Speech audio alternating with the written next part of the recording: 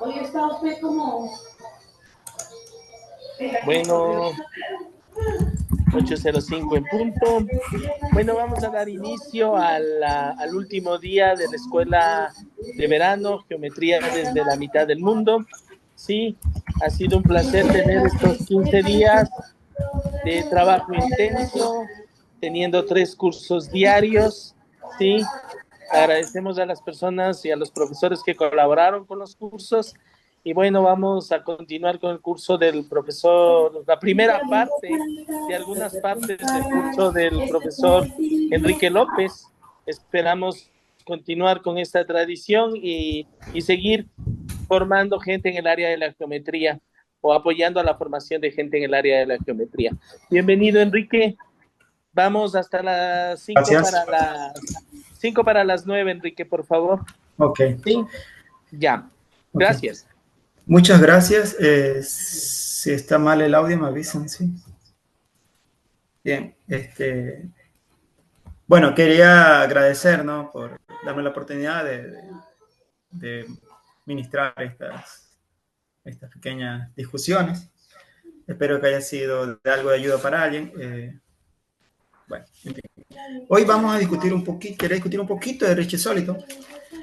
Para discutir un poquito de Richie Soliton, pues tengo que discutir un poco de algunas cosas de tensores. Entonces, solo vamos a recordar un poco de las clases pasadas y vamos a probar una que otra proposición. Vamos a recordar, lo primero que vamos a recordar, que nosotros habíamos visto que había una forma de inducir un producto interno entre dos tensores, ¿sí? Esto en general se puede hacer, ¿no? Pero para el caso nosotros ahora nos solo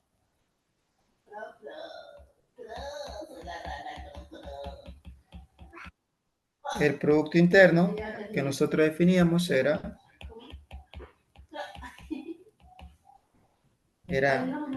si cogemos un referencial arbitrario, un sistema de coordenadas arbitrario, pues era el TIJ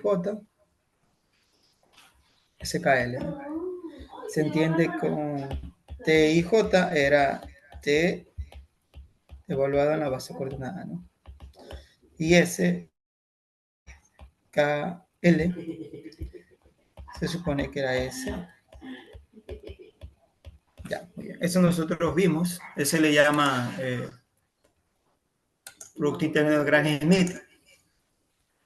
Y bueno, vamos un poquito a discutir sobre eso. Por ejemplo, ¿qué pasa cuando tomamos una base? Perdón. Tomamos una base ortonormal.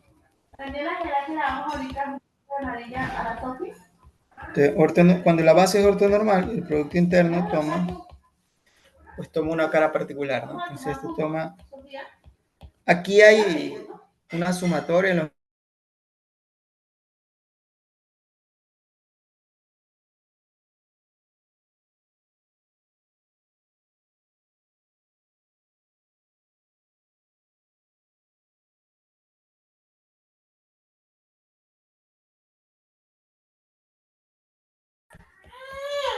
Y aquí esto sobrevive solo cuando L es igual a J, entonces se puede suprimir el índice J. Podemos definirlo así, ¿no? Para una base ortonormal, ¿no? Bien. Muy bien. Ya. ¿Qué más? ¿Qué más? Bueno, también podríamos esto volverlo a expresar en términos usando por lo que significa, ¿no? Y esto lo podríamos ver como, por ejemplo,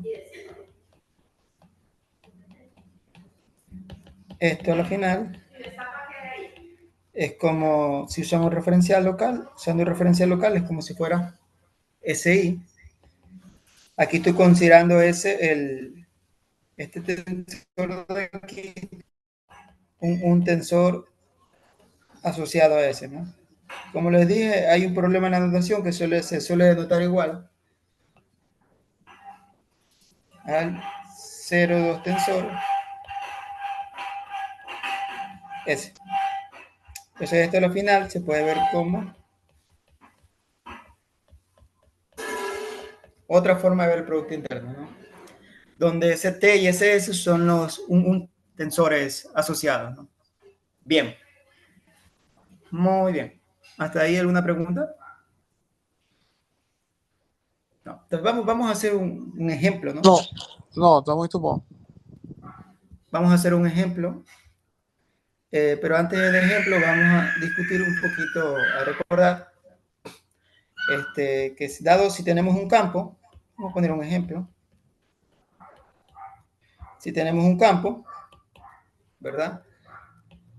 Le podemos asociar su derivada variacional, su derivada covariante, la cual será un tensor, ¿verdad? Y de nuevo podemos asociarle un 0,2 tensor, ¿no? ¿Cuál sería el 0,2 tensor asociado a este de aquí? Pues, si recordamos, era usando el tensor métrico. O sea,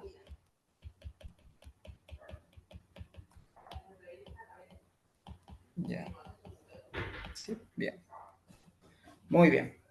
Entonces, ahora, considera sea T un 0,2 tensor, ¿sí?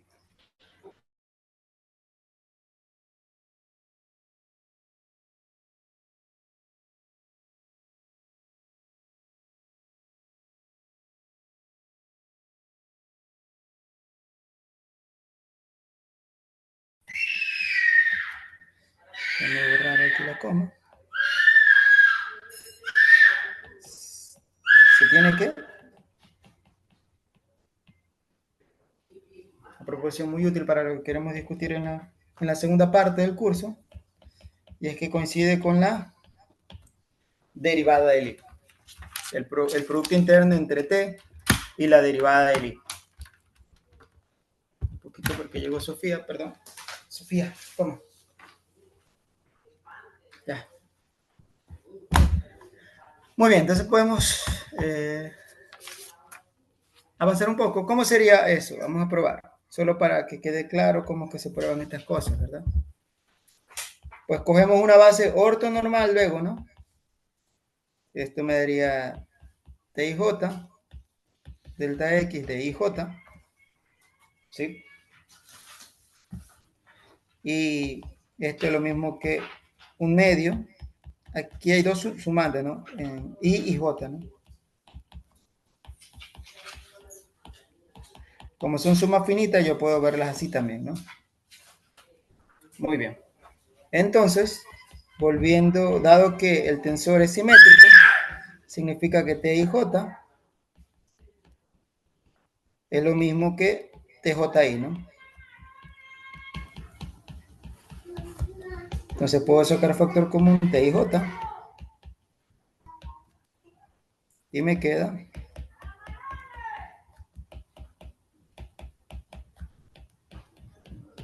¿verdad? Entonces veamos ¿qué es esto de aquí? Pues esto de aquí no es otra cosa que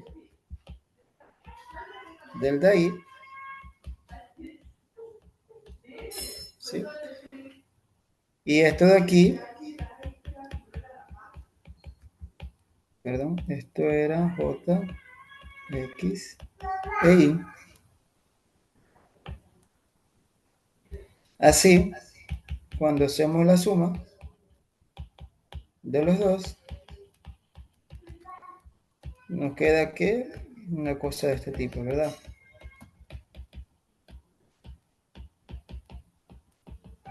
Y esto, si no recuerdan, chicos, era la derivada del I del tensor métrico aplicado en IJ. Así, nosotros aquí,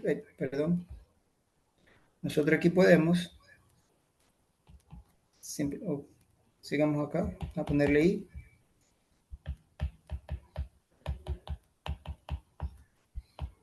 Podemos ver simplemente como un medio de T y J de esto de I de IJ. Es decir, esto es que un medio de producto interno de T con ese el 0,2 tensor. Muy bien, entonces simplemente una especie de curiosidad por el momento, ¿sí? Luego lo usaremos. Bien. Muy bien, eso es un poquito lo que vimos en la clase pasada. Creo que no hicimos muchos ejercicios, ¿no? De esto de aquí. Bien, entonces, como ven, casi siempre lo mismo, ¿no? Uno sabe cómo derivar productos, cómo derivar secciones del fibrado tangente, cómo hacer el producto interno entre campos, pues uno puede, a partir de ahí, inducir esas nociones a objetos más generales, ¿no? Como casi de una forma natural, por decirlo. Bien, muy bien. Entonces nosotros también vimos el asunto de divergencia, ¿no?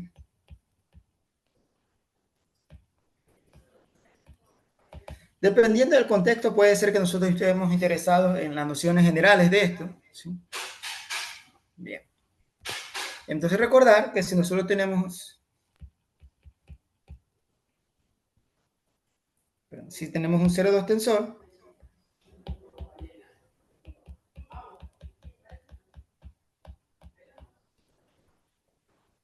este objeto aquí era 0,1 tensor, ¿verdad? Perdón, 0,3 tensor. Porque le añade la dirección que vamos a derivar, ¿no? Entonces la divergencia de t, si recordamos, se definía como la traza de este señor. Significa que la traza se hace en los primeros dos índices, las primeras dos entradas, perdón. Por lo tanto, este objeto de acá se convierte en un 0,1 tensor.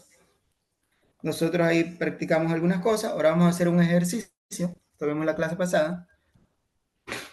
Vamos a hacer un ejercicio, ¿no? Un ejemplo. Vamos a considerar una función c infinito y queremos calcular la divergencia de una función por el tensor métrico. ¿Sí? Bien. Concretamente lo que vamos a probar que eso es igual a divergencia. Perdón, al diferencial de la función f. Bien. Entonces, bien. ¿Cómo podríamos hacer eso? Podríamos tomar una base ortonormal. Sí, esto como son tensores, podemos usar solo los representantes locales, ¿no? Probar que tiene la forma de representante local. Bien, ya, bueno. ¿Qué más? Ya, entonces empecemos a hacerlo. ¿Qué tal si yo lo evalúo en un EK esa función? Si yo lo evalúo en un K, pues uso la definición, ¿no? Que esto sería la traza de la derivación covariante de eso, ¿no? Y la traza, recordar que era, de hecho, para hacerlo más simple, vamos a poner geodésico en P, ¿no? Para hacer la prueba más corta, ¿no? ¿Qué significa geodésico en P? Que es ortonormal y aparte solo en P vale que eso es cero. ¿Sí? Entonces esto sería I, EI, EK. Entonces, la bidivergencia es la traza en las primeras dos entradas. ¿Ya? Muy bien, entonces esto viene a ser, uso la definición de derivada covariante de un 0,2 tensor, y viene a ser EI aplicado a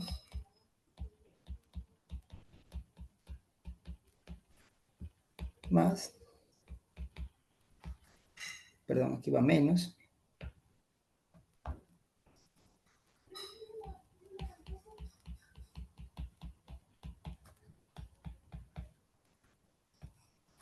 nosotros queremos ver todo esto en P, ¿sí? Solo estamos interesados en el punto P. Ya no voy a dejar de colocar el punto P por simplicidad de escritura, ¿sí? Entonces, como es geodésico, este término aquí se anula, este término aquí también se anula, y a la final, ¿qué nos queda?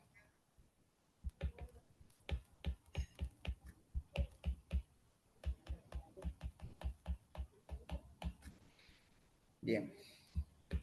Entonces esto me queda EI de F de G, ¿sí? Más FG. Y uso compatibilidad de la métrica.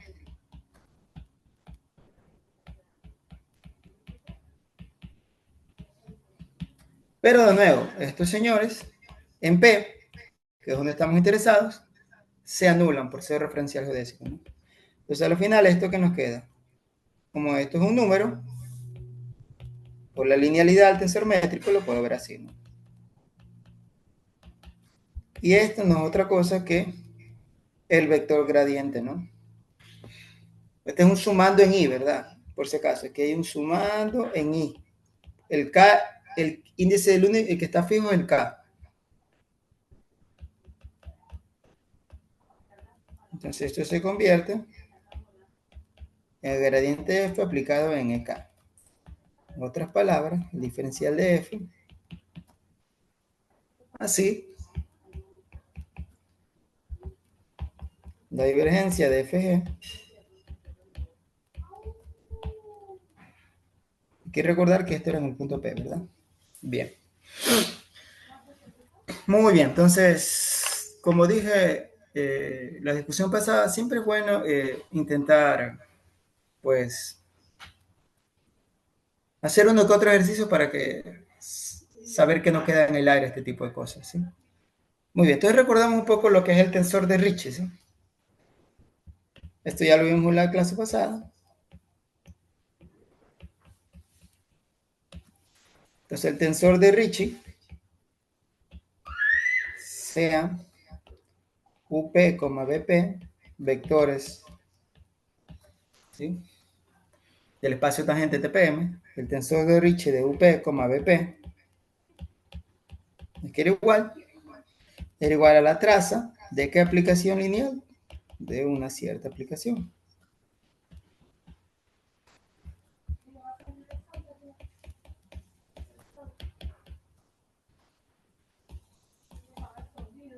De esta aplicación lineal. ¿Sí? Es la traza de eso. ¿Sí? Muy bien. Si tomamos un referencial local, ¿no?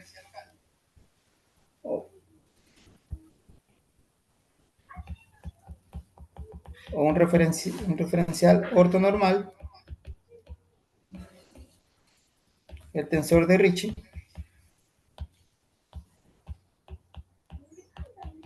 va a ser que igual, voy a poner sumatoria aquí ya.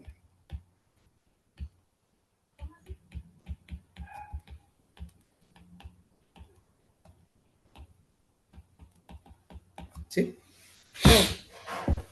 Bien. También habíamos visto la curvatura escalar, ¿no?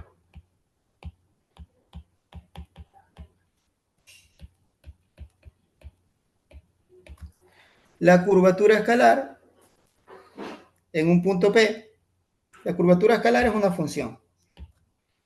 Tal vez es bueno decir que el tensor de Ricci es un 0,2 tensor, ¿verdad?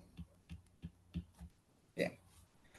Y era simétrico, ¿no? Bueno, eso probamos en la clase pasada. La curvatura escalar es una función diferenciable de M. ¿Cómo se define la curvatura escalar en el punto P? La curvatura escalar en el punto P se definía como la traza del tensor de Ricci. Entonces, ¿cómo sería? En un referencial ortonormal, ¿no? Ortonormal. Entonces, S de P viene a ser un sumatorio de igual 1, voy a ponerle J, ¿sí? De un Ricci de J, EJ. ¿Sí? Pero, ¿qué es igual al tensor de Ricci? El tensor de Ricci es el tensor de... Perdón, me falta el sumatorio. Es el sumatorio en I en la última y cuarta entrada, ¿verdad? Que es la traza. Con ese referencial ortonormal. Generalmente uno solo escribe para un referencial ortonormal así nomás. Bien. Y ahí ya se entiende que están los sumando. Muy bien. Ahora, hay una que yo inicialmente traje para discutir. No lo voy a hacer por cuestión de tiempo. Creo que es mejor dedicarle tiempo a otras cosas. Pero hay una identidad muy útil en análisis geométrico, que es muy interesante, que es una relación entre la divergencia del tensor de Ricci y su curvatura escalar. ¿Sí?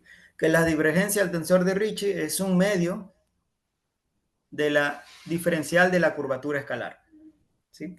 Esa identidad tiene su propio nombre y es la segunda identidad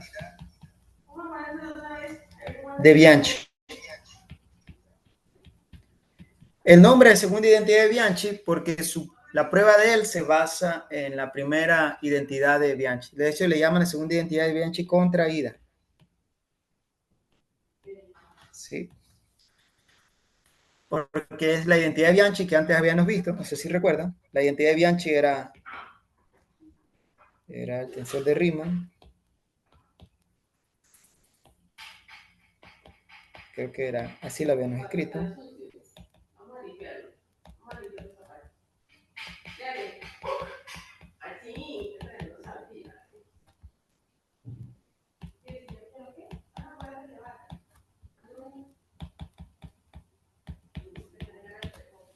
Sí, esa es la identidad de Bianchi que habíamos aquí visto, ¿no? Entonces, este llama identidad de Bianchi contraída porque es una especie de trazo de esa identidad, ¿sí? Entonces, no es nada oculto, ¿sí? Solo que igual es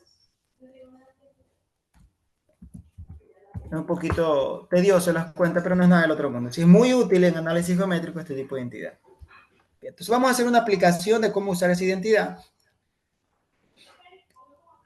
Aplicación. Entonces CAM,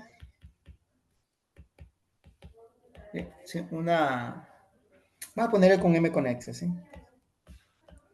Porque ahora lo vamos a usar. Casi siempre trabajamos solo con variedades conexas. Entonces considero una variedad riemanniana conexa, ¿sí? Decimos que es una variedad Einstein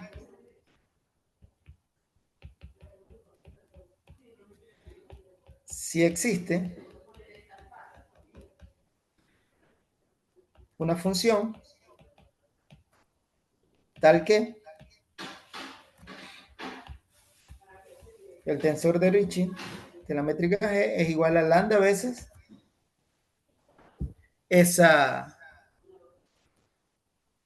lambda veces el tensor métrico. Muy bien. Entonces, ¿qué pasa, por ejemplo, si nosotros calculamos la traza? Entonces, vamos a probar estrictamente si la dimensión es mayor que 2, entonces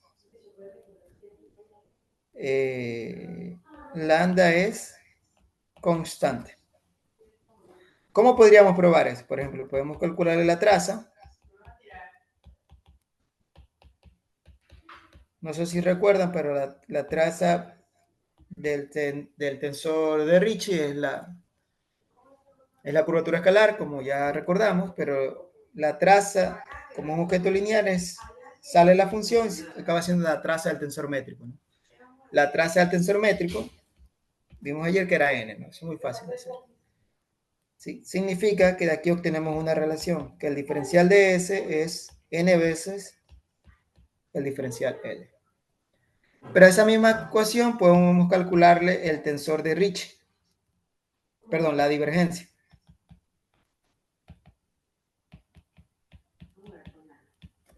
La divergencia del tensor de Ricci, usando la segunda identidad de Bianchi contraída, debería ser delta de 6 medios.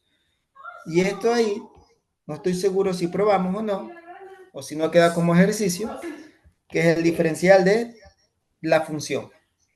Es ejercicio tal vez, ¿sí? No es difícil. pueden usar la misma artimaña, ¿sí? Un referencial geodésico. En otras palabras, significa que delta S, por un lado es n veces delta lambda, y por otro lado es 2 veces delta lambda. Así, llegamos a esta ecuación, ¿verdad? Entonces, si n es mayor que 2, entonces implicaría que delta lambda tiene que ser, el diferencial de lambda tiene que ser idénticamente. Es decir, dado que la variedad es conexa, lambda es constante. ¿Sí? Entonces, bueno, no es tan difícil. ¿Sí? En fin. Muy bien. ¿Hasta ahí alguna pregunta?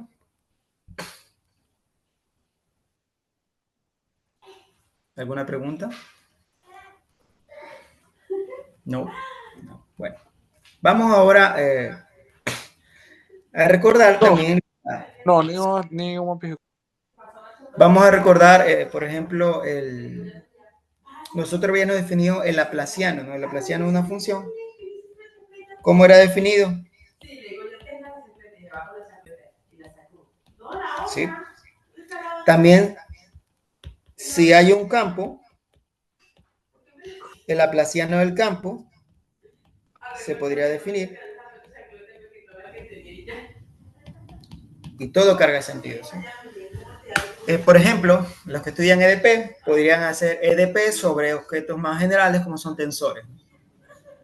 ¿Sí? Podrían aplicar toda la teoría de EDP, adaptarla para tensores, ¿no? En algunos casos va a ser un poquito más desafiante, ¿no? Muy bien. Entonces, este tipo de operadores que no dependen del representante, como es el laplaciano, ¿sí? Es un invariante, ¿no? El laplaciano es invariante por isometrías en Rn. Ese tipo de operadores son muy útiles o son muy interesantes llevarlo al contexto de variedades. Ahora, también nosotros podemos aplicarlo incluso al contexto de un formas. ¿Sí?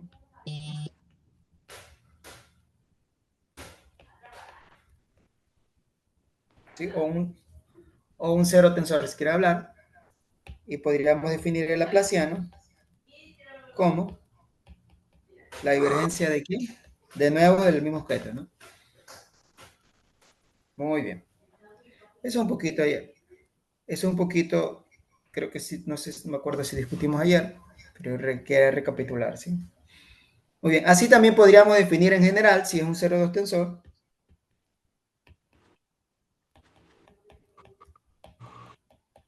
entonces vean que el objeto que nos devuelve la laplaciano es un objeto de la misma categoría. Entonces, si este es un campo, este sigue siendo un campo. Entonces, esto sigue siendo un forma. ¿Sí? Bien. Entonces, incluso nosotros podríamos hacer el laplaciano de un 0,2 tensor, que sigue siendo un 0,2 tensor, ¿sí? La categoría del tensor no cambia, ¿verdad? Podemos incluso estas nociones llevarlas a tensores más generales, ¿sí? Para los intereses de ahora, los que queremos discutir, solo necesitamos hasta este orden, ¿sí? Bien. Hay un ejercicio que yo propuse ayer, y hoy día lo voy a necesitar. Es el de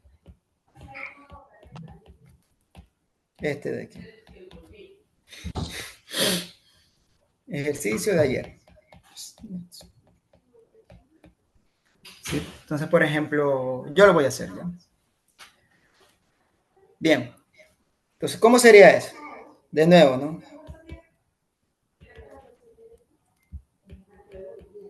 Tome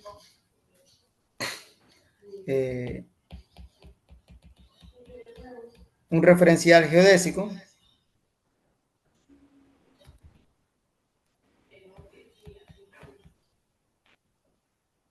en P. Entonces,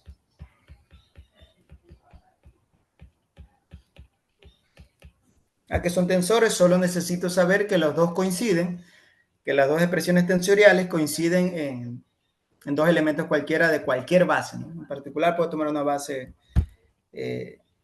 geodésica, ¿no? Más fácil de trabajar. Esto era, por definición,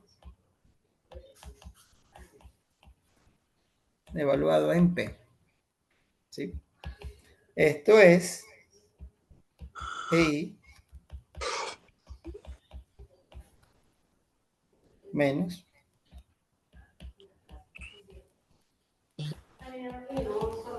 por la compatibilidad de las métricas, ¿no? Como el referencial, esto es en P, y eso en P se anula, dado que el referencial es geodésico, me queda esto, ¿no?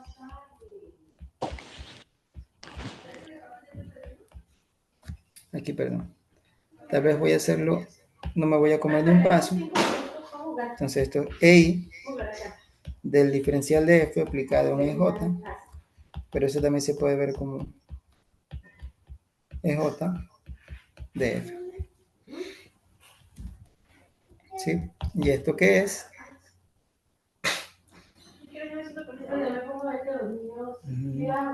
Ya, esto sería, bueno, vamos mejor a dejarlo como arriba, que es lo que queremos probar, que es el, ya.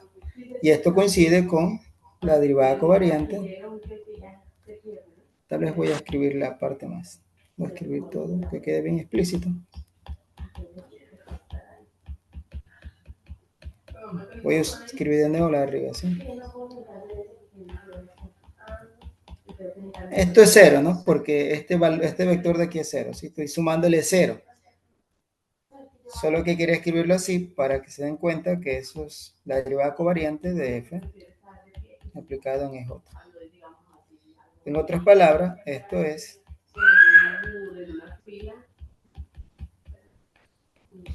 ¿sí? Ustedes vean, ese tipo de cosas no son difíciles de probar. Muy bien. Hay otra identidad que a mí siempre me dio mucha curiosidad, así que también lo vamos a necesitar ahora. No sé si quisiéramos probarla o no, pero es una identidad muy valiosa y es muy curioso. En RN esta identidad no dice nada, pero en variedades es curioso. Cuando nosotros hacemos la diferencia, ¿no?, entre calcular el laplaciano diferencial y el diferencial del laplaciano, el objeto que aparece como esa diferencia es justamente el tensor de Ricci. ¿Sí? Aplicado en el gradiente de esa función. Esto de aquí, tengo que admitirlo, no sé muy bien cómo explicar por qué sucede. ¿Sí? Sé que sucede, ¿no?, porque se prueba, pero es muy difícil para mí darle una explicación geométrica a esto de aquí. No es de esperarse que aparezca justamente el tensor de Ricci. Bien. Tal vez solo, bueno, tal vez sea la, vamos a probar. Es una mágica. Vamos, por ejemplo, Enrique, es una mágica parecido lo dijiste. sí, es medio que mágica esa identidad. Vamos a probarla ya. ¿Ven? No, tampoco es tan difícil la prueba, ¿no? Sea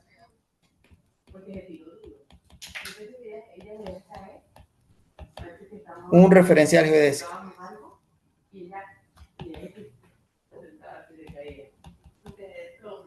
Geodésico en P. ¿Sí? Entonces, por ejemplo, si nosotros quisiéramos calcular para aplicado un vector K, pues ¿cómo sería? Pues la definición de laplaciano, ¿no? Perdón, aquí hice mal. Sí, está bien.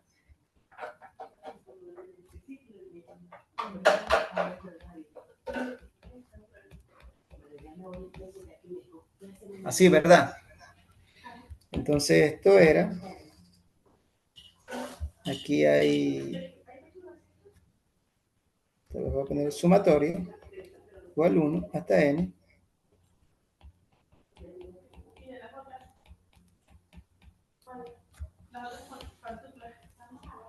¿Sí? Muy bien. Entonces, esto a la final es, por la definición de diferencial, esto de aquí, recordar que es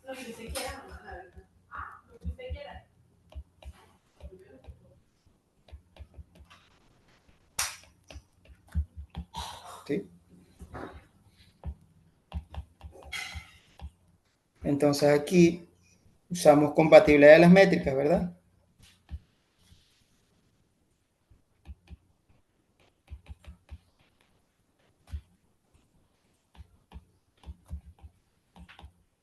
Y todo esto estamos en el punto P, ¿verdad? Como es en el punto P, de nuevo esto se anula, ¿sí? Y la idea para que aparezca aquí pues el tensor métrico, pues ya sabemos nosotros que hay que hacer una antisimetrización de este objeto de aquí, ¿no? ¿Cuál objeto? De la segunda derivada. Significa que deberíamos restarle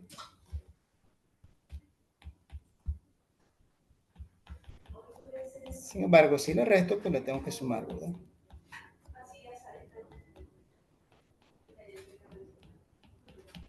Muy bien. ¿Estamos bien? Esto se puede ver como G del tensor métrico de EK por definición, ¿verdad? La antisimetría, ¿verdad? Dado que el corchete se anula, ¿no? Para un referencial geodésico. Y aquí también podemos usar la compatibilidad de las métricas para escribir esto de nuevo así, ¿no?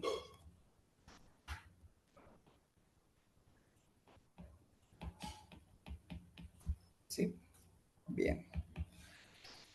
Bien, entonces ponemos aquí, como quisiera que aparezca el tensor de Ricci, la tercera y cuarta, la primera y última entrada son las que deben estar en el sumatorio. Entonces aplicamos una de las identidades del tensor de Riemann y escribimos esto y intercambiamos los índices, el primero con el segundo, solo para que aparezca el objeto que queremos. Este objeto que está aquí es el hessiano. ¿Sí? El hessiano nosotros probamos ayer que es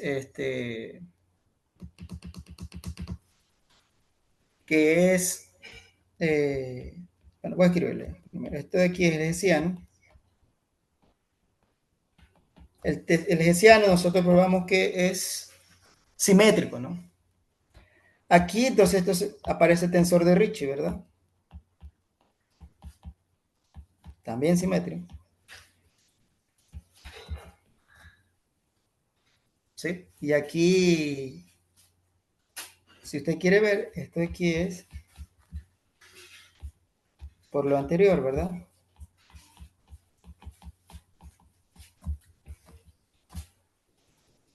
Aquí voy a usar la simetría del tensor de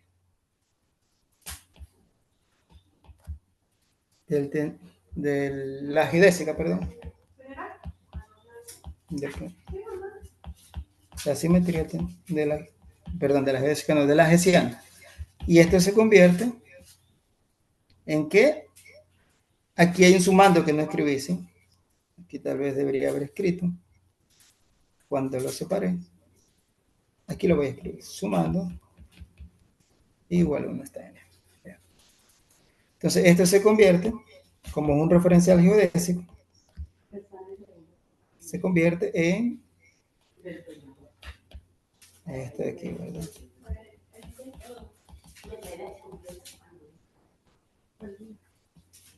¿Qué haces, Sofía? Esto no es otra cosa que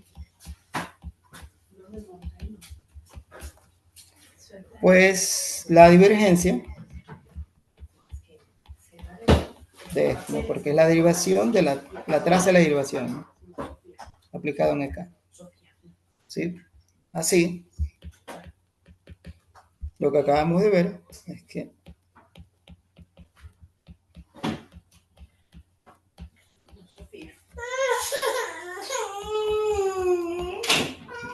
perdón, aquí se convierte en el laplaciano, ¿verdad? definición de Laplaciano. Bien. Muy bien. Entonces, identidades que son muy útiles, ¿sí? Son muy... Cada vez que uno quiere analizar tensorialmente una ecuación, pues este tipo de objetos intervienen.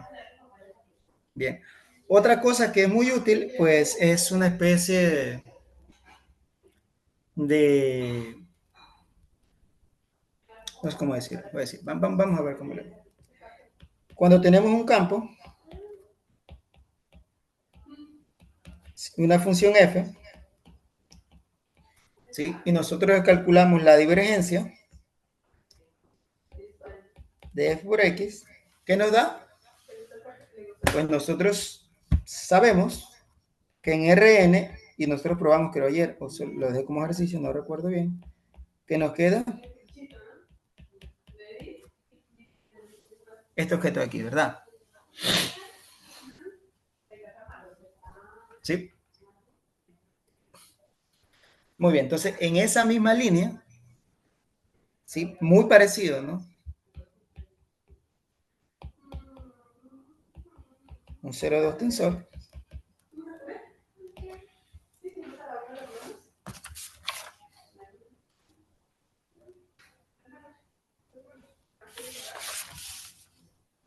Tensor,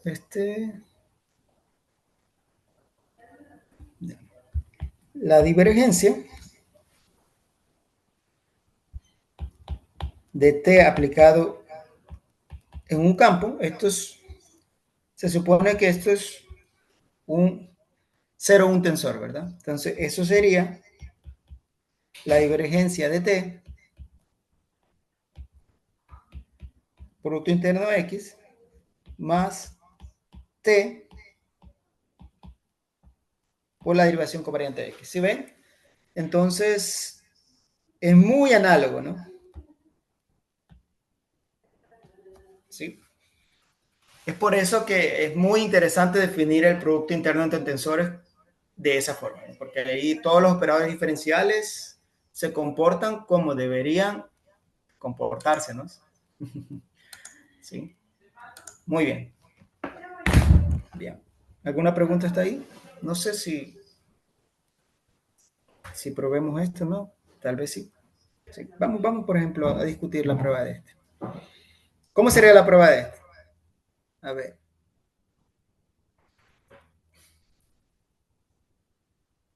Ya. Entonces, vamos a ver. Entonces, esta es una función, entonces, recordar que la divergencia le disminuye un orden, ¿no? Entonces, si este de aquí es un campo, puede decirse. Entonces, la divergencia de esto es una función. Bueno, entonces vamos a calcular la divergencia de una función. Perdón, la divergencia de un campo. Ya sabemos que no es una función. Y eso era la traza de la derivación covariante, ¿no? Y voy a poner así, ¿no? Muy bien. La traza de la derivación covariante. Ya. Entonces, esto es EI. Aquí, de nuevo, estamos considerando ¿qué? Un referencial geodésico en P. Sí. Entonces, vamos a poner así. Ponlo ahí, por favor. Me enoja. Haz caso. Pongámoslo ahí. Y este en P vale 0. Así, recordar que es el tensor un asociado, ¿no? Significa que esto me da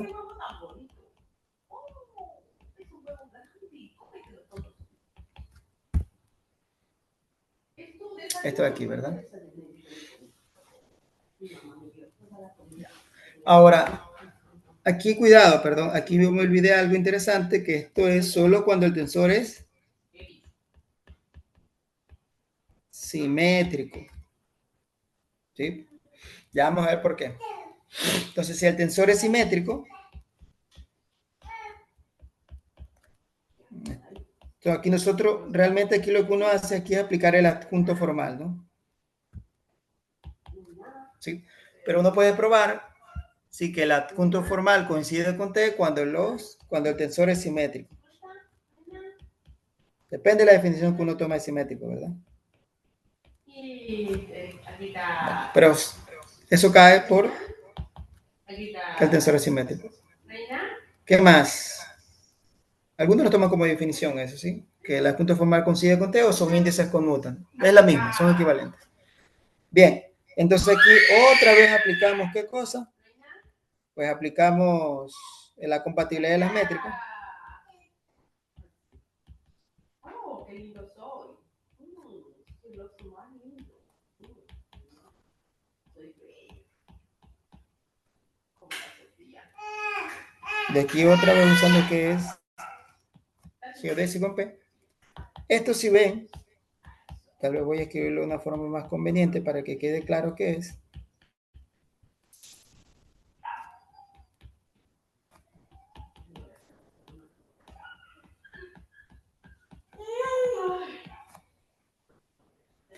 Esto es una de las presiones que vimos de cómo calcular el producto interno. ¿Entre quién? Entre este tensor y este de acá. Vean que usamos fuertemente la simetría, ¿verdad? Del tensor T. Y aquí esto que viene a ser, pues, el producto interno entre X, perdón, entre X, que es el campo X, y el divergente de T, ¿no? Sí. Bien. Es como si fuera RN, ¿verdad? Muy bien. Aún más, pero ya no lo voy a probar por cuestión de tiempo. Pero si yo quisiera la divergencia de una función f por un operador t, ¿sí? Del mismo orden, ¿sí? Aquí no necesita ser simétrico. No necesita ser simétrico, pues eso va a ser igual a...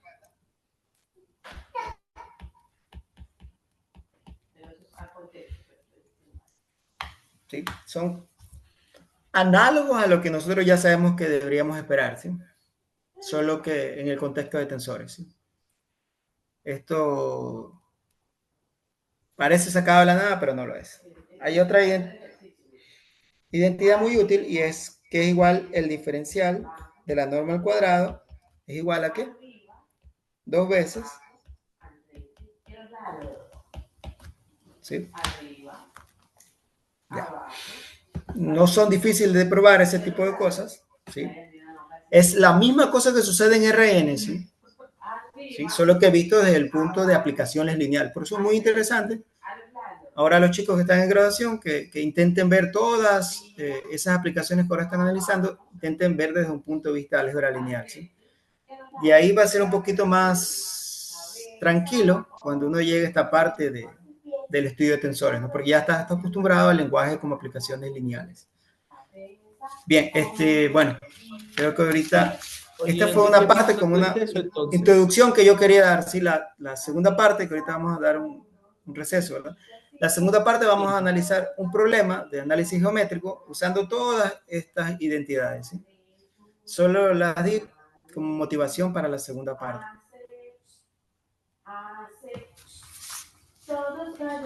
Esa es la parte más interesante. Dejamos motivando a la gente para cuando tengamos nuestra siguiente escuela de invierno. Sí, muchísimas gracias a todos. Gracias. Vamos al receso. 9:05 nos volvemos a juntar. Gracias, Enrique. Gracias a Saluda a ustedes. Sofía. Dale muchos besos a Ya, Sofía. ya. Aquí está. Chao. Chao.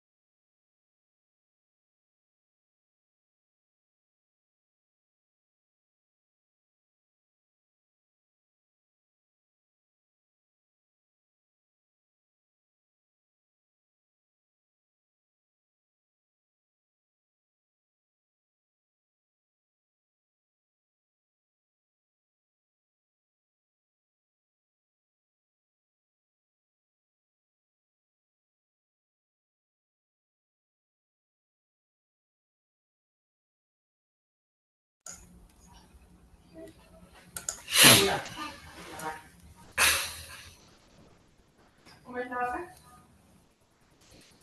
Ah, los pedazos. Uy, Sofía. Come. No, ¿para qué lo escupes? Vaya, porque tiene una familia. Ay, tiene un pedazo de huevo, claro, otro huevo. Come. Bueno.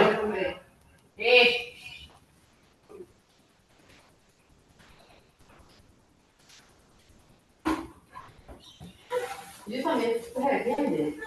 Ah, usted los ataca a él también. Porque mire, llegué con refuerzos. ¿Quiere pelear? Hola, Ella quiere pelear. ¿sí me escuchan?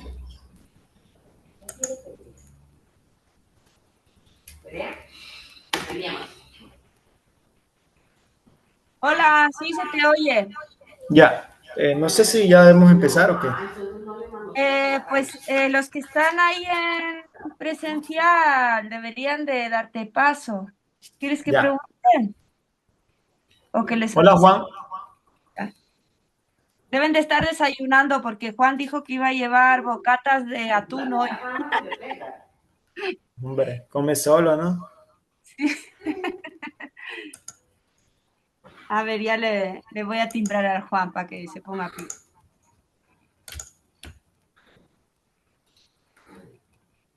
No necesitas timbrarme. Ahí está. Estaba esperando la hora. Hola, buenos Hola. días otra vez. Hola, ¿qué Buen tal? día. Estaba aquí esperando y ha sido 9:05. Si no dices que me vas a timbrar, no me doy cuenta. Bueno, vamos a les estaba recalcando la importancia de entender todos estos operadores para poder entender de una manera física también los fenómenos de las EDPs, ¿no? No sé, Enrique. Pero bueno, estábamos conversando de eso porque fue bonita tu parte final, cómo terminaste. Bueno, retomemos, por favor. Muchas Ya, gracias, Enrique. de nada. Entonces vamos a hablar un poquito de Richie Soliton ahora, ¿sí? Voy a explicar un poquito qué es esto. Un poquito Hola, Enrique. cómo salió eso, ¿no? Entonces, por ejemplo, consideremos el problema. Consideremos el siguiente problema de valor inicial. Sí. Ay, puse 2 veces menos, ¿verdad? Con buena voluntad, dándole gracias a Dios porque nos dio el alimento. No, señora, no es culpa, por eso que lo dejo. No, señora. Entonces, consideremos este problema. Ya me volé uno, ¿sí? Bien. Ese problema lo definió como tal Richard Hamilton. No sé si mal no recuerdo si fue en 1982, 83 creo que fue. Para intentar solucionar la conjetura Poincaré. ¿Cuál fue la idea? Pues en esa época estaba muy en auge los estudios de Michael Ells y Hitchens sobre el estudio de aplicaciones, se me fue el nombre, aplicaciones armónicas. Sí, él tomó un poco las ideas de eso y los llevó para el Richie Soliton. ¿Cuál es la idea? Pues la idea es pensar en el flujo de calor. A ver, yo tengo una variedad y yo quisiera ver que ellas es la esfera, ¿no? El teorema de Poincaré dice que en ciertas condiciones, compactas, sin borde, simplemente conexa, con estructuras diferenciables, pues esa variedad topológicamente es la esfera. Entonces, la idea de Richard Hamilton fue, bueno, si yo imaginemos, perdemos de vista la variedad, si no pensemos solo en una distribución de temperatura, si yo dejo esa distribución de temperatura sola, ella a lo largo del tiempo nosotros sabemos que el flujo de calor va a hacer que ella esté uniformemente distribuida, ¿no? ¿Sí? Entonces él dijo, bueno, imaginemos que tenemos una especie de flujo de curvatura. ¿Sí? Bien. Entonces, que sea como una especie de flujo de calor. Entonces, lo que va a hacer ese flujo de curvatura, pues va a homogeneizar la curvatura. Entonces, tal vez al inicio yo no pueda decir que es la esfera, pero si dejo que eso transcurra en un tiempo infinito, pues a priori yo podría ver si al final eso me da una cosa que yo podría decir si es o no la esfera, ¿no? Y aún más, o sea, como lo que estoy haciendo es deformar la métrica, la forma de medir, ¿sí? No la estructura topológica, pues yo debería conservar o preservar la topología, que efectivamente es lo que pasa. Entonces, la idea a cambio es al revés. Yo sé que tengo al final y como a lo largo de todo el tiempo preservo la estructura topológica, yo sé que tengo el inicio. ¿Sí? Entonces, esa fue un poco la idea para definir este aquí. El que aparezca el tensor de Ricci es una cuestión de existencia, ¿sí? El asunto interesante, y aquí es donde juega mucho la dimensión, que en dimensión 3, ¿sí? El tensor de Riemann está completamente determinado por el tensor de Ricci. Es un problema de álgebra lineal, ¿sí?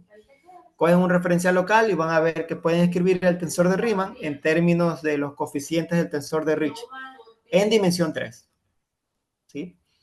Entonces, bien, entonces la idea funciona en dimensión 3. Entonces él dice, bueno, en teoría funciona y él coge y lo hace, él aplica técnicas que muy... un profesor decía, esos artículos de Richard Hamilton, solo Richard Hamilton los entiende, ¿no? Un poco parafraseando que algunas de las técnicas que él usa son bastante sofisticadas y muy difíciles de entender, ¿no? Hay un teorema, una versión del teorema de función implícita de Nash-Moser que él aplica, que dicen que es como una caja negra. Cada vez que alguien va a ver y sale con una de esas cosas, la gente mira para otro lado.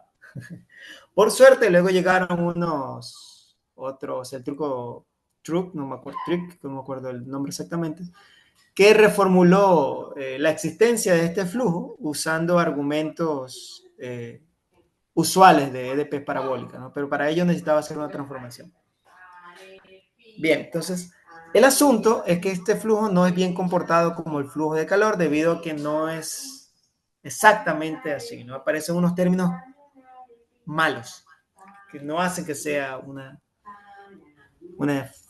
ecuación parabólica, perdón. ¿Sí? Y de hecho el flujo tiene problemas que para tiempo finito, bueno, Richard Hamilton probó que este problema tiene solución.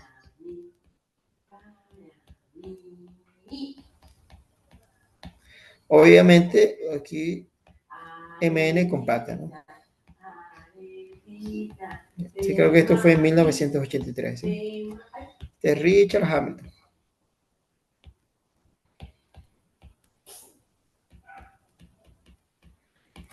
Bien.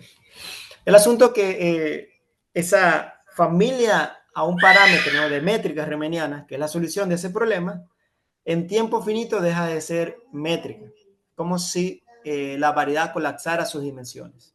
Entonces, ahí Richard Hamilton crea como una especie de programa de cómo se debería abordar el problema, ¿no? Y él describe muy bien cómo posiblemente van a aparecer ciertos problemas, aunque él no sabe bien cómo hacerlo en la práctica. ¿Sí? Él no se ve bien, él describe muy bien cómo hacerlo. Describe ideas que cuando uno las lee ahí dice, bueno, él pareciera que supiera qué debe hacerse sin saber cómo hacerlo. Sí, pero bueno, también es una cosa muy difícil, ¿no? No es nada, es una interacción entre muchas cosas, no es nada fácil abordar, ¿no? Muy bien, uno de los principales asuntos era cómo trabajar, bueno, el principal problema era clasificar las singularidades, o sea, el problema de estos flujos cuando acaban en dimensión finita, ¿no? Y ahí es donde llegó Grisha Perelman, ¿no? ¿Sí? Donde él, de hecho, él dio una formulación gradiente de esto, ¿no? Eso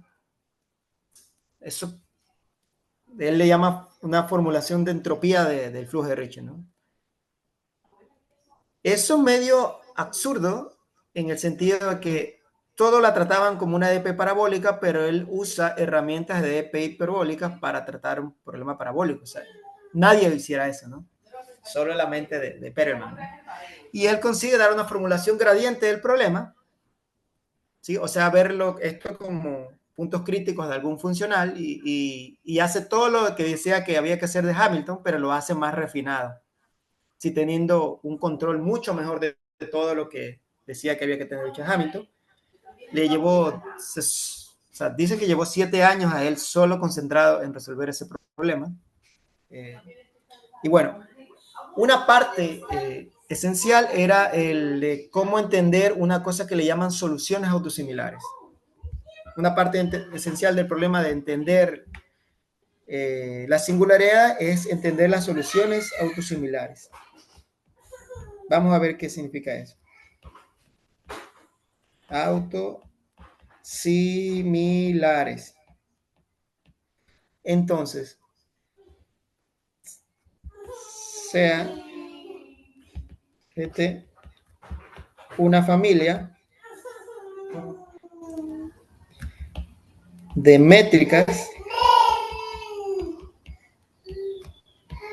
a un parámetro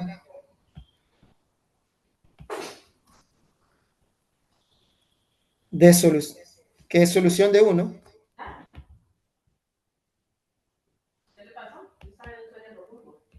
significa que cuando hace la derivada, ¿no?, de ese parámetro te da menos 2 veces el tensor de Ricci, y cuando lo evalúas en 0 te da la métrica inicial. Si es de la forma,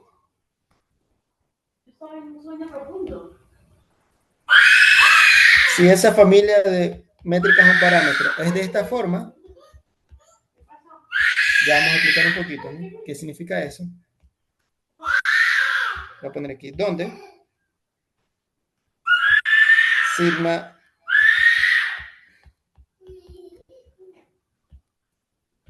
es positivo, ¿no? Y sigma de 0 es 1. No, así no. Y phi de t es una familia de isomorfismo. Déjame dormir. A ver. No, así no.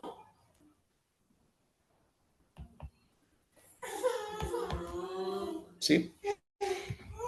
Decimos que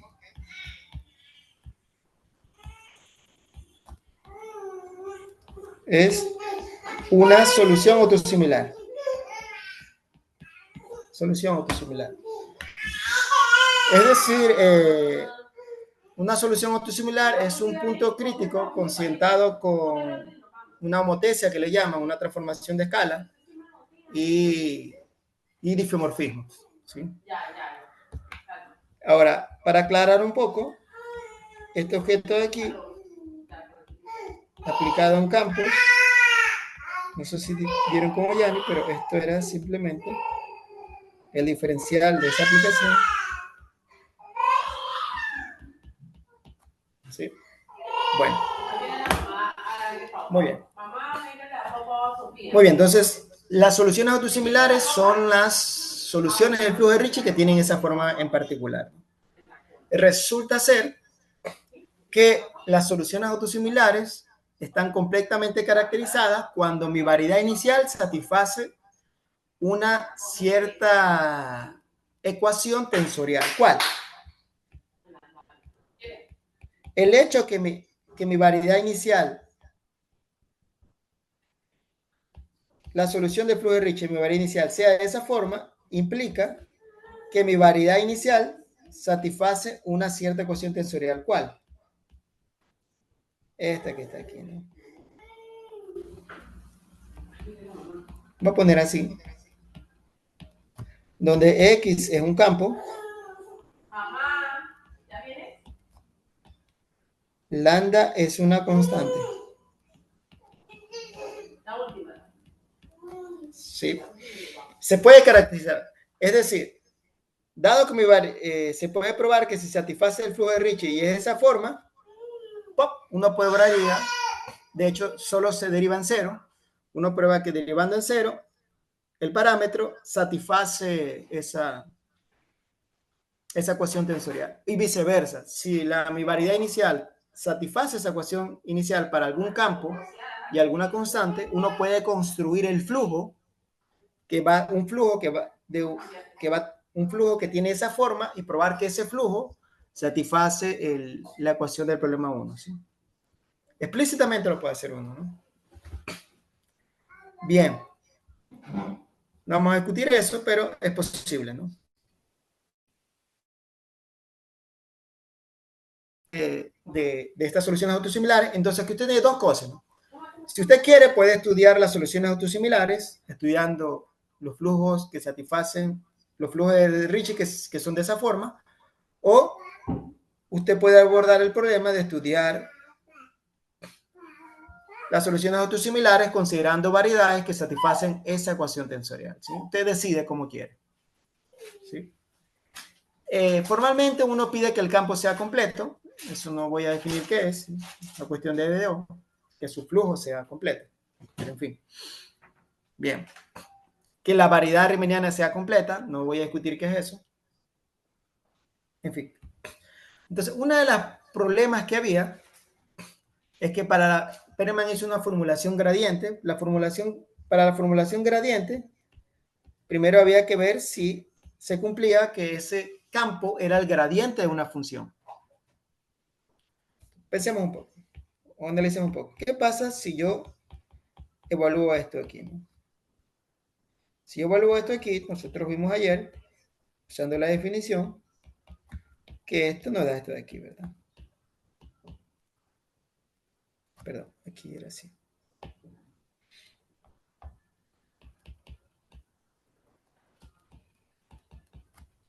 Entonces, si es un gradiente, pues me quedaría así, ¿no?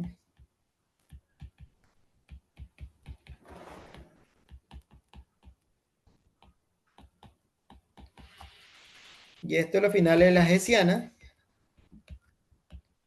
en YX, perdón, YZ, la hessiana YZ.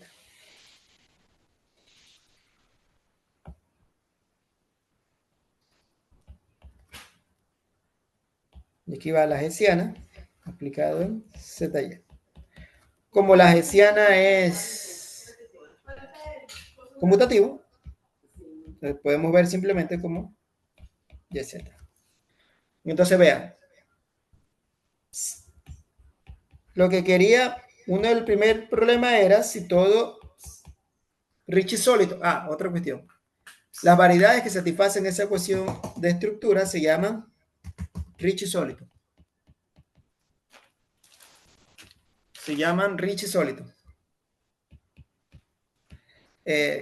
Formalmente se suele pedir, depende del autor o de la persona del frente, va a pedir que la variedad sea completa y el campo sea un campo completo, ¿no? Otros van a pedir solo que la variedad sea completa.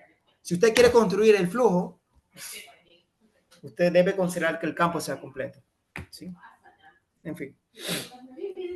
Bien, entonces, decir que sea gradiente significa que mi Ricci Soliton es de esa forma. ¿Sí? ¿Por qué? Pues porque la derivada de Lie de X del tensor métrico G coincide con 2 veces la hessiana de una función, ¿sí? Entonces, hay un desafío antes, ¿no? La formulación de Perelman, pues él hizo toda la formulación considerando que las soluciones autosimilares son gradientes. Este se llama solución Ricci-Soliton gradiente, ¿no?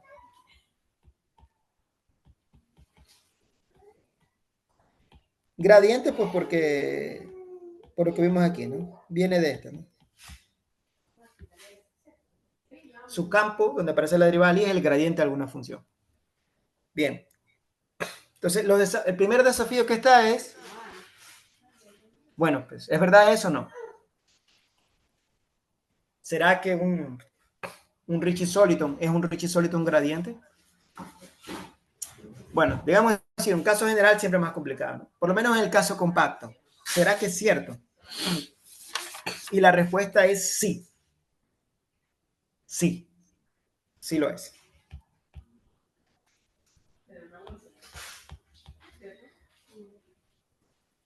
Y ahorita vamos a ver un poquito, discutir cómo trabajar con este problema, ¿sí? Bien. Entonces, ¿cuál es nuestro problema? Vamos a escribir concretamente. Problema. Queremos, o sabemos que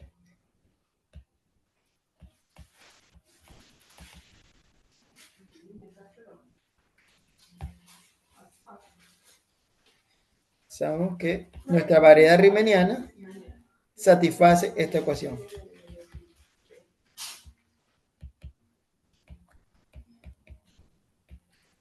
Para alguna constante lambda y un campo X, ¿no? Nos preguntamos si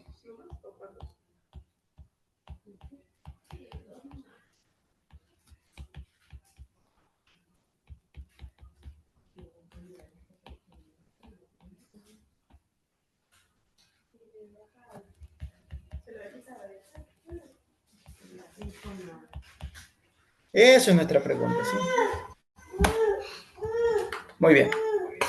Entonces, Peterman transformó el problema, este problema aquí, que es geométrico, ¿no? En un problema de EDP. ¿Cómo lo hizo? Supongamos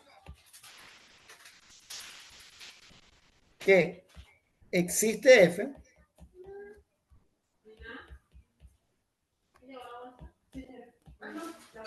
tal que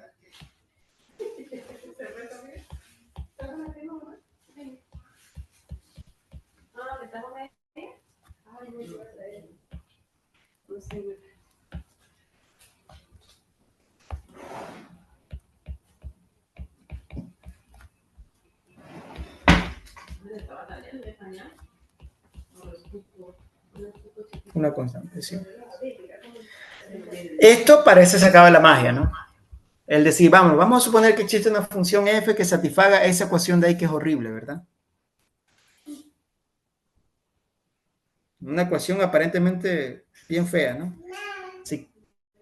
Sí, pero esto tiene, en la formulación gradiente de o mejor dicho, esto fue motivado por el artículo de la formulación de una formulación de entropía de la ecuación del flujo de Ricci. Sí, es un artículo, creo que fue en el 2002, de Richard Peterman. De ahí es que sale la motivación, porque es que tiene que satisfacer esa ecuación. Y vamos a ver por qué funciona. Esta es la genialidad de Peterman. Es esta, ¿no? Muy bien. Yo quisiera probar que este tensor de aquí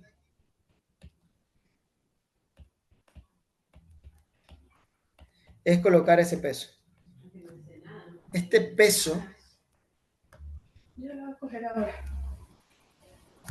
Ese peso es como se acaba en la magia, ¿sí? Realmente esa es la genialidad, o ese se puede decir que es el truco principal de por qué funciona esta idea. Vamos a ver por qué.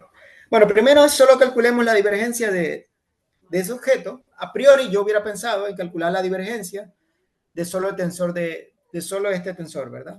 Solo este tensor. Y yo esperaría que esa divergencia, pues, sea cero, ¿no? Ya dado que eso debe ser, el Ricci más el gradiente debe ser igual a lambda g veces m, debe ser cero. Pero él coloca el peso, ¿no? Y con ese peso, él va que si satisface esta ecuación de aquí, llamémosle 2, esa divergencia es cero. Ya que tenemos las herramientas para hacerlo, vamos a hacerlo. Aquí aplicamos la divergencia de un 0,2 tensor por una función. Entonces ya sabemos que es la divergencia del tensor. Entonces la divergencia, vamos a poner 2 veces la divergencia. El 2 simplemente para que no aparezca un medio por ahí, ¿sí?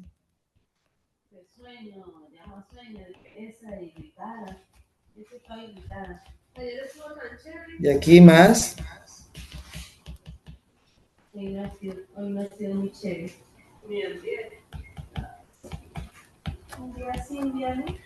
Y aquí va el gradiente. Esto ya vimos, ¿no? La divergencia por una función, discutimos un poco cómo ¿cómo sería? Bueno, nosotros ya, pues ya discutimos cómo calcular la divergencia del tensor de Ricci. Voy a poner el medio de... Bueno, esto era la curvatura escalar partido por 2, ¿no? La diferencial, ¿por qué? Por la segunda identidad de Bianchi contraída, ¿no? Entonces, aplicando la divergencia de esto de aquí, bueno, aquí voy a poner aquí, tal vez voy a escribir aquí, solo para que quede claro. Esto era esto, ¿verdad? Entonces, esto acaba siendo como si fuera, ¿qué cosa? Y nosotros sabemos que esto es lo mismo que ¿qué?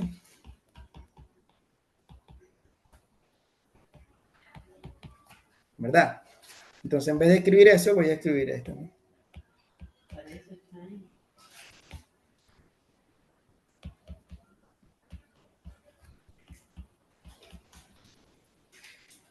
Y la divergencia del tensor, del tensor métrico es 0, ¿sí? Eso, como lambda n es constante, sale. Bueno, nosotros ya probamos, de hecho, que la divergencia de una función por el tensor métrico era el diferencial de la función. Pero como es constante, vale 0. Significa que ese es 0 y me queda solo esto, ¿no? Si le sacan el gradiente a eso, no es difícil probar. Como está el menos ahí, aparece un menos. Tal vez voy a escribir aquí ya. Para que quede claro, la divergencia de esto, los invito a que prueben. Sí. Entonces aquí me queda así.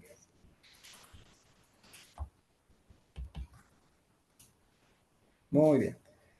Aquí me queda así, ¿no? Ya, aquí vamos a ver. Aquí también me queda.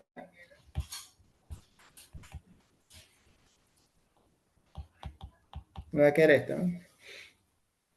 Muy bien. Esto de aquí, no sé si recuerdan, pero era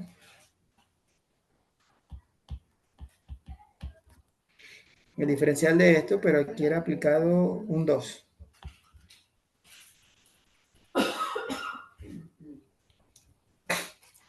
Perdón.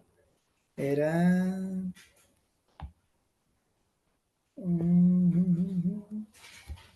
Aquí lo tengo.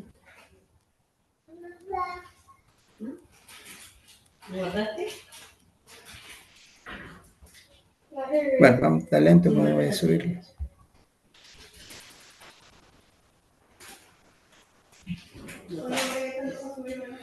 Esto era... Esto era... Déjame ver. Esto era... Sí, perdón, era aquí el 2. Ya. Así. Entonces significa que aquí me da más el diferencial. ¿Sí? Y cuando yo tome esto,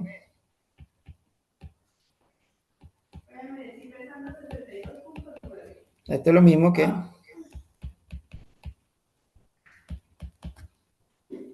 significa que aquí me quedan menos.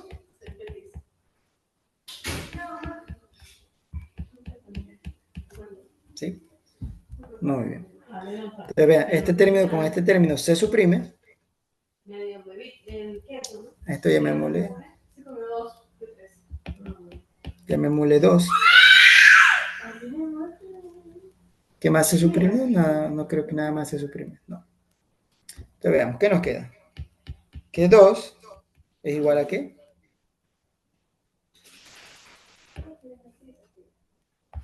Es igual a... Todos quedan diferencial, si ven, ¿no? Un diferencial al frente me queda diferencial.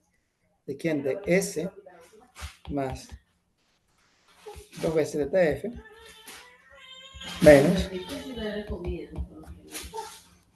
más 2 lambda N F. Aquí me olvidé un 2, perdón, ¿sí? ¿Sí? Más 2 lambda N F E a la menos F. Y la hipótesis era de que esto era una constante, significa que esto es 0. Entonces la divergencia del tensor por E a la menos F es igual a 0. ¿Sí? Bien. Bien, bien. Ahora, ¿qué tal si ahora calculamos la divergencia, ¿no?, de ese mismo tensor?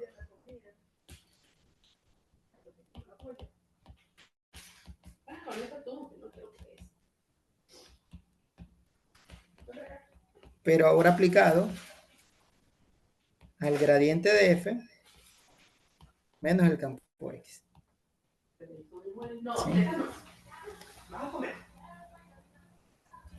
¿Sí?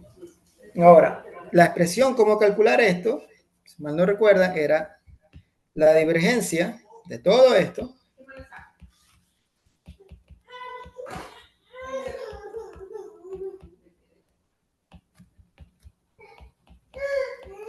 aquí, perdón, vamos a poner el tensor métrico.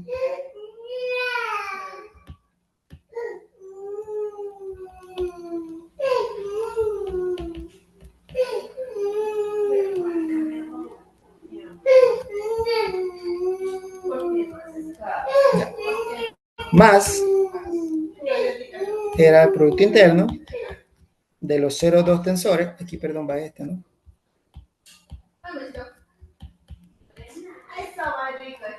Vamos a jugar entonces. Vamos a armar. Y aquí la derivada de este objeto aquí, ¿no? Que sería así, ¿no? ¿Sí? Y vimos, no sé si recuerdan, pero cuando como este tensor es simétrico, el tensor de Ricci es simétrico, el hessiano es simétrico, el tensor métrico es simétrico. Primero, esto aquí es nulo, ¿no? Lo que probamos arriba, ¿no? Desaparece. Y como esto es simétrico, aquí va una cuestión interesante.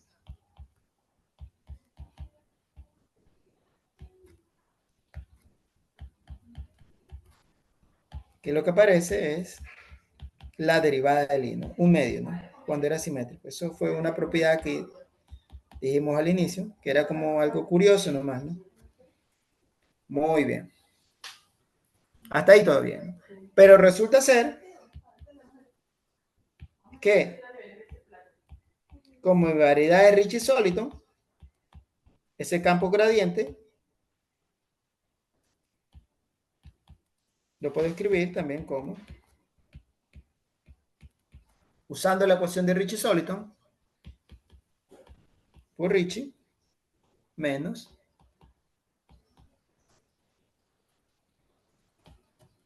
Entonces, vean lo que encontramos.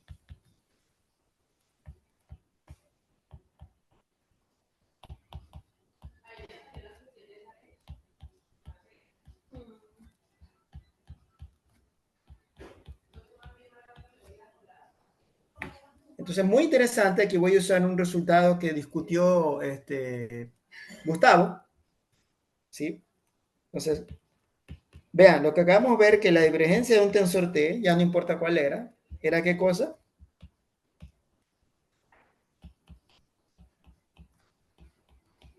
Yo creo que no discutió Gustavo. Creo que solo discutió con derivada exterior. ¿Sí? Santiago, Hola. Santiago. Que discutió Santiago, ¿no, Gustavo? Ah, sí, perdón. Ya, perdón que se dejó de transmitir. Voy a otra vez.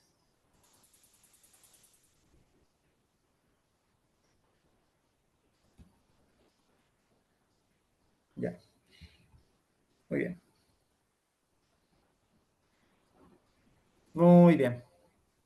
Aquí era un cuadrado, ¿no?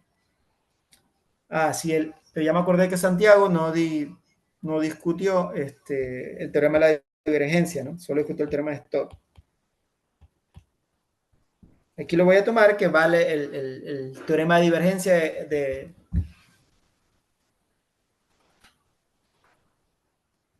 que conocen en R3, ¿sí? que lo ven en su curso de análisis en RN, vale, acá también. Y aquí sería como...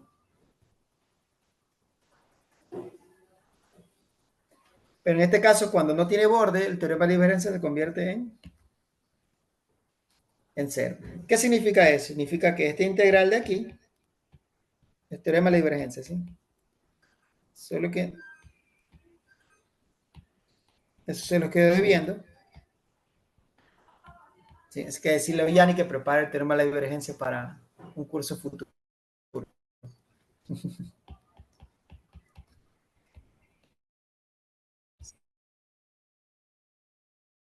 Sí, pero eso es, y aquí compacta, sin borde. ¿Sí? Entonces vean, esto es igual a cero, ¿no? Pero el integrando es absolutamente mayor a cero. Entonces, dado que estas funciones son suaves y continuas en particular, nosotros podemos dar por argumento, los mismos argumentos que usamos en RN valen acá. Es decir, el integrando tiene que ser ¿qué cosa? Idénticamente cero. Pero ese peso es positivo, ¿no? E a la menos f. Entonces, eso implica que este objeto de aquí, la norma de ese objeto es igual a cero. ¿Sí? Pero eso es una norma, significa que si la norma de ese objeto es cero, es porque el tensor es nulo. En otras palabras, la variedad satisface ¿qué ecuación? La ecuación tensorial de Ricci-Solito. Otra forma de decir, si yo consigo una función que satisfaga esta ecuación de aquí,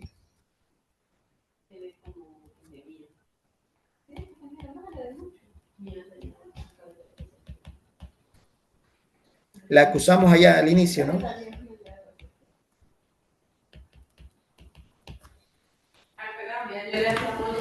Yo podría probar que mi Ricci-Soliton es un Ricci-Soliton gradiente. Entonces, vean, era un problema geométrico, a priori, ¿no?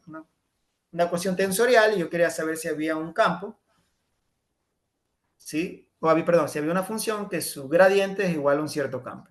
Problema netamente, vamos, interacción entre los dos, ¿no? Pero aquí se transforma en un problema de EDP porque esto es una ADP bastante complicada, especialmente por la curvatura escalar, ¿sí? Pero usando el funcional de Pereman, un funcional que él mismo dio, ¿sí? Un especialista ahí en ese tipo de cosas, usando estimativas también logaritmas de Sobolev, él consigue probar que de hecho esta ecuación que está aquí, llamémosle 3, tiene solución. ¿Sí?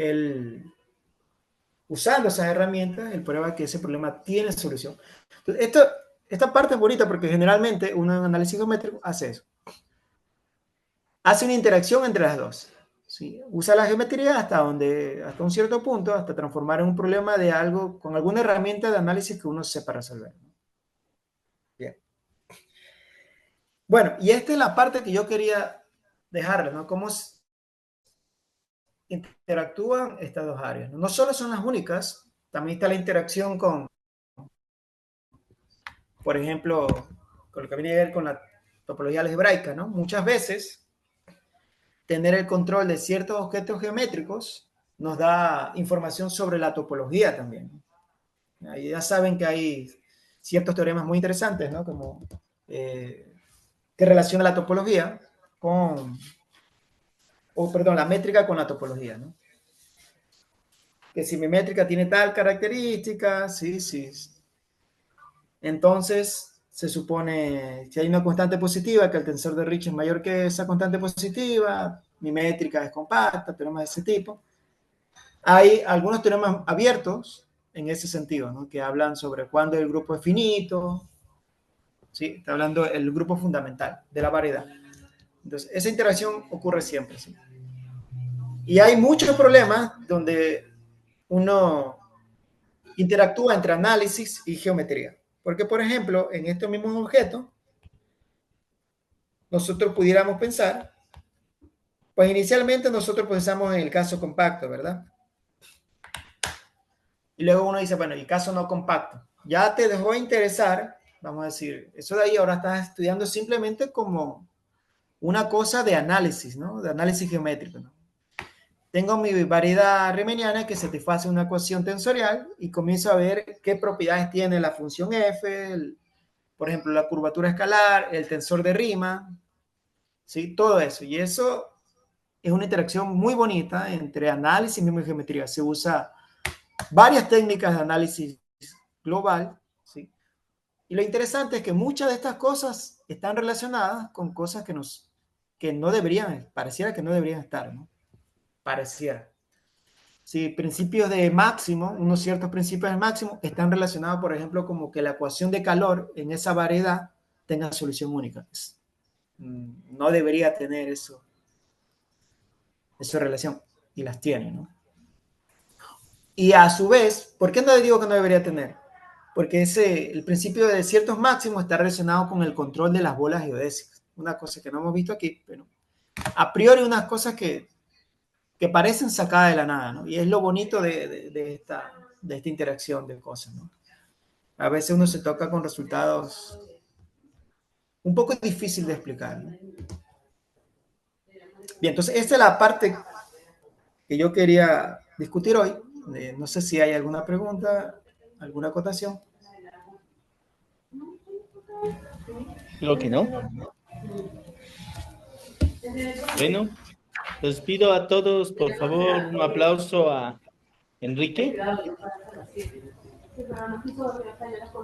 Oh, bravo, Lo logramos, Enrique. Muy Así bien, veo. muchas bravo. gracias. Gracias, Enrique. Felicitaciones. Gracias, Muchas gracias, gracias. Henrique. Sí. Ujú. E agora entendi as coisas limiteses.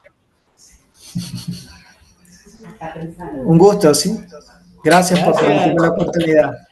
Espero que Gracias. Gracias, les haya Enrique. servido. No, te agradecemos mucho. Sí, agradecemos mucho al profesor Enrique López por haber compartido una introducción a operadores diferenciales en variedades riemannianas. Parte uno, ¿no, Enrique? Sí, Sí. así, parte 1. Ah, Parte 2 podemos discutir luego con un poquito más de riemanniana. Me hizo falta un poquito más de riemanniana para discutir una parte 2. ya, perfecto, Enrique. Los apuntes los estaremos compartiendo, ¿sí? Muchísimas gracias. Gracias, Enrique. Gracias a todos. Vamos a un receso para las 10 en punto cerrar el curso de Santiago. Gracias, Enrique. Gracias a ustedes. Gracias.